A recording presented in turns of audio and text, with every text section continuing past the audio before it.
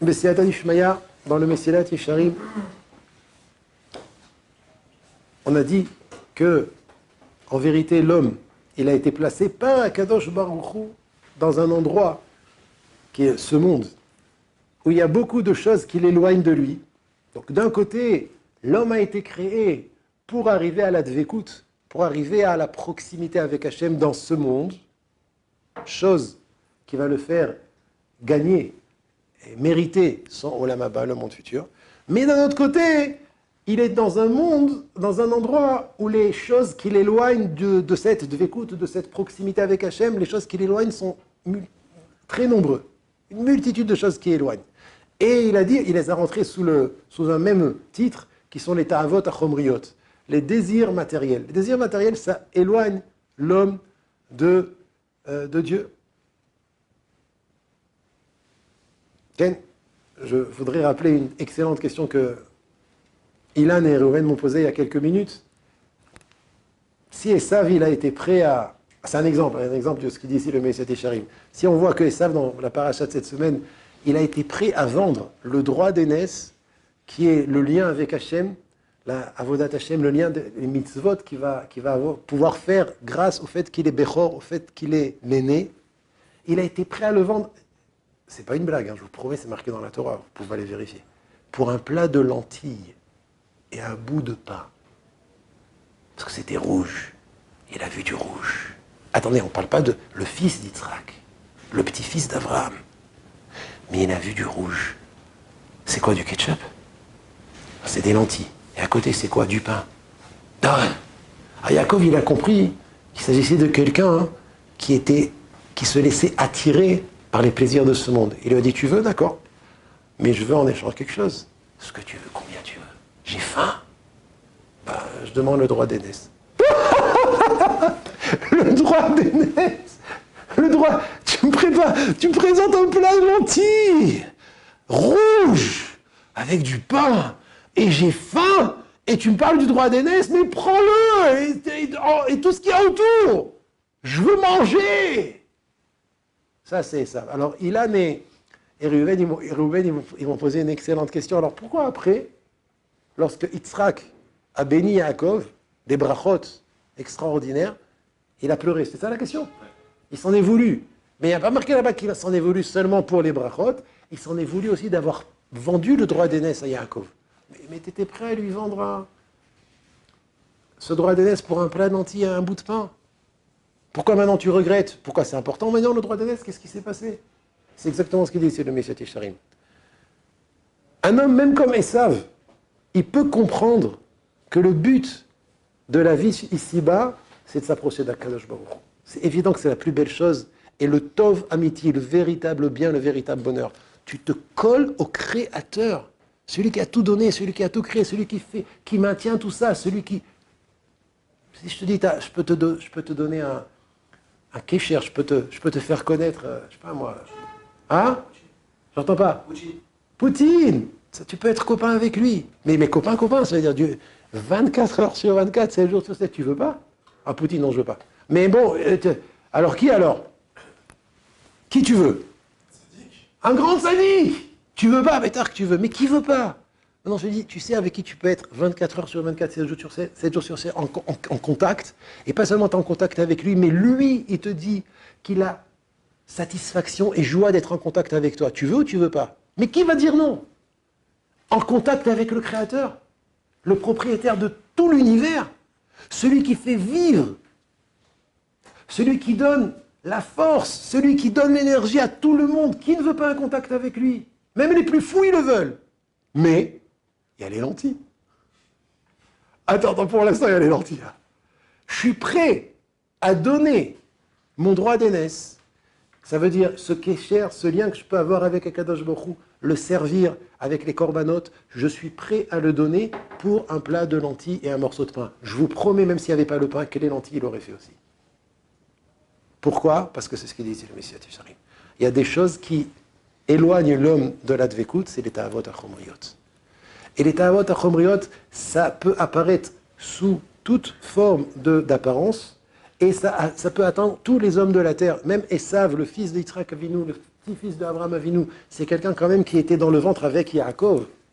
Lui aussi, il est concerné par ces épreuves. Et lui aussi, si jamais il se laisse aller et il ne travaille pas, et il ne fait pas attention, il n'étudie pas du moussard, il ne réfléchit pas, il ne se remet pas en question, alors ces ta'avot achobriot vont le faire sortir complètement du derrière. Comme nos sages, ils disent, Akina, ata'avod, ve'ata'avot, ve'akavod, c'est ça l'ordre?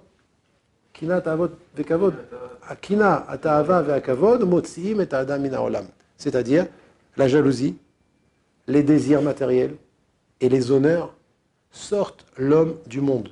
Ça veut dire un homme, il a un monde extraordinaire. Il peut tout perdre parce qu'il a soit de la jalousie, soit il a de la ta'ava, ça veut dire il est attiré par les ta'avot de ce monde, soit il recherche le kavod, il recherche les honneurs. Ça peut tout lui faire perdre. Et c'est ce qu'il dit ici le Messias Tisharim. En vérité, il a terminé sur ça, et c'est ce qu'on a dit la dernière fois, en vérité, un homme, quand il se trouve dans ce monde, il est dans une grande guerre, terrible guerre. Milchama chazaka, dit le Messias Tisharim. Ve'im, et si l'homme est un bon guerrier, et il va gagner la guerre de tous les côtés. C'est quoi tous les côtés, comme je l'ai dit la dernière fois? C'est toutes les épreuves. La pauvreté, la richesse. La tranquillité, les souffrances. Être en bonne santé, être malade. Il n'y a aucune situation où tu n'as pas d'épreuves. Dans toutes les situations, on a des épreuves. Un riche, il a des épreuves. Un pauvre, il a des épreuves. Mais en vérité, il n'y a pas une situation où il n'y a pas d'épreuves. On est né pour ça. Donc il ne faut pas être effrayé quand on voit qu'on a des épreuves. Il dit ici le Messias Tisharim, si c'est un bon guerrier, il gagne la guerre sur tous les fronts. C'est-à-dire, il comprend à chaque fois quel est le message. S'il est riche, il sait qu'il va faire la tzedaka. S'il est pauvre, il ne se plaint pas. S'il est en bonne santé, il étudie la Torah comme il faut. À chaque fois, il perçoit le message que dans chaque situation, je cherche à faire la volonté d'Hachem. C'est ça un bon guerrier. Alors, où est Adam Hashem? Il sera l'homme Shalem. C'est quoi Shalem? Complet. Asher Yizke lidavek beboro'o, qui sera digne de se coller à son Créateur. Donc, on voit ici que la dvekut, être collé à Hachem, proximité d'Hachem, de manière absolue, c'est pas dans ce monde. C'est dans le Olam Haba, parce que le Messias Tisharim, il parle au futur ici. Que si un homme dans ce monde, c'est un bon guerrier, il gagne la guerre sur tous les fronts, alors ça sera un homme complet et il sera digne de se coller à son Créateur. Veyetse mina prosdor azeh, et il sortira de ce couloir. C'est quoi ce couloir? Ce monde. Vikanes betraklin, et il va rentrer dans le palais, les or, éclairés, beor achaim, par la lumière de la vie. Là-bas, le Olam Haba, c'est or achaim, la lumière de la vie.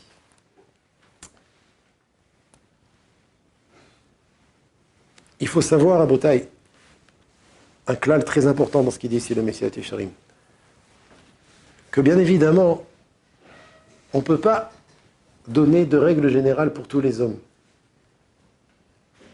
Chaque homme, comme il a dit au début, Yesod HaChassidut veShoresh Avodat Atmimo Sheitbarer Vitametz Ma Chovato Be'olamo. Quel est son devoir dans son monde? Chaque homme a son monde. Chaque homme, il a un monde bien adapté à lui, avec ses forces, avec ses kochot, avec ses capacités intellectuelles, émotionnelles, avec l'entourage qu'il a, le passé qu'il a, la manière dont il a grandi.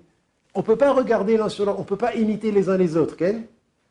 Pas parce que quelqu'un il étudie 10 heures par jour que c'est sûr qu'il a son Olam Haba, et lui qui étudie 1 heure par jour, il étudie qu'1 heure par jour, il n'a pas de Olam Haba. C'est pas comme ça. Si ça se trouve, celui qui étudie 1 heure par jour, il aura un plus grand Olam Haba que celui qui étudie 10 heures par jour. Pourquoi? Celui qui étudie 1 heure par jour, il est obligé de travailler. Et celui qui étudie 10 heures par jour, il peut étudier 12 heures par jour. Donc lui, il a donné le maximum, lui, il n'a pas donné le maximum. Et celui qui donne le maximum, c'est lui qui est Zoché du Olam Haba. Celui qui ne donne pas le maximum, il y a moins de Olam Haba. Donc il ne faut pas regarder et essayer, chercher à imiter l'un sur l'autre, les uns les autres. Pourquoi? Parce qu'Akadosh Baruch Hu, il donne en fonction de chacun, en fonction des capacités de chacun, en fonction des forces de chacun, en fonction de la compréhension de chacun. La règle générale, la seule qu'on peut dire, c'est donner le maximum. Donner le maximum avec les kélim que tu as, avec les forces que tu as. Et en fonction, c'est ce qu'il va dire maintenant, en fonction de ce que tu t'es donné dans la Avodat Hashem, tu arriveras plus à la dvekut dans le Olam Haba qui est le but. T'as une question? Donc c'est pas, en fait, quelqu'un qui étudie 15 heures, mais qui peut étudier 15 heures, et quelqu'un qui étudie 1 heure, mais qui peut étudier que 1 heure, ils ont la même part dans le Lamaba. De manière... En fait, ils ont fait le même effort, parce que lui, exactement. il ne peut pas étudier. De manière, comment on appelle ça? Proportionnelle, oui. De manière proportionnelle, Vadaï. Ils auront la même part parce que chacun a donné le maximum.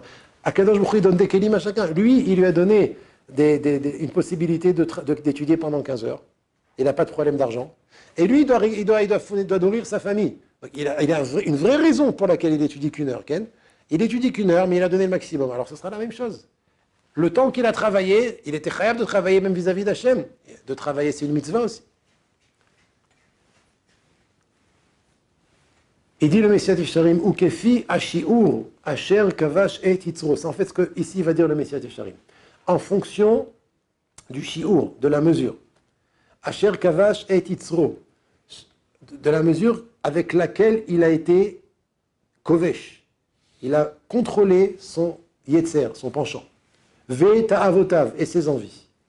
Ve nitrachek minamarchikim oto me'atov. Et en fonction de combien il s'est éloigné des choses qui l'éloignent du bien. Vous avez entendu tout ce qu'il dit là? Venishtadel lidabekbo. Et en fonction de ce qui s'est investi pour se coller à Hachem, Ken, ainsi, Yasigeu, il atteindra la dvekut dans le monde futur, Veismach bo, et se réjouira de la dvekut. Az mayotse les maasé. C'est qu'en fait, c'est exactement ce que je vous ai dit. Il dit ici le Messias Yesharim que le Olam Haba, il dépend d'une chose. Le Olam Haba, il dépend de quelque chose? Combien tu t'es investi pour être kovesh ton yetzer, pour dominer ton penchant et tes envies, première chose. Et combien tu t'es éloigné des choses qui t'éloignent du bien, deuxième chose. Et combien tu t'es efforcé de te coller à Hachem. En fonction de ces trois choses-là, tu seras zoché dans le Olam Haba, tu mériteras dans le Olam Haba de la dvekut. Ça veut dire, plus tu t'investis dans ces trois choses, plus tu atteins la dvekut, la proximité avec Hachem dans le Olam Haba. Je répète, c'est quoi ces trois choses? C'est combien tu t'es investi pour être kovesh, dominer ton penchant et tes envies. Deuxième chose, combien tu t'es éloigné des choses qui t'éloignent du bien. Tu vois, par exemple, je peux donner un exemple? J'allais le dire, Pierre, tu m'as dit. Mais non, ne dis pas ça. C'est pas le téléphone, il n'y a pas de problème. Non, le téléphone avec les multimédias. Ah là. Combien tu t'es éloigné? Quand tu vois iPhone, smartphone, tu t'en vas en fonction de l'éloignement. En fonction de l'éloignement que tu as de toutes choses qui éloignent d'Hachem. Baruch Shekivanti. Je ne pensais pas qu'on pensait de la même manière. Ça fait plaisir de voir que je pense comme les grands.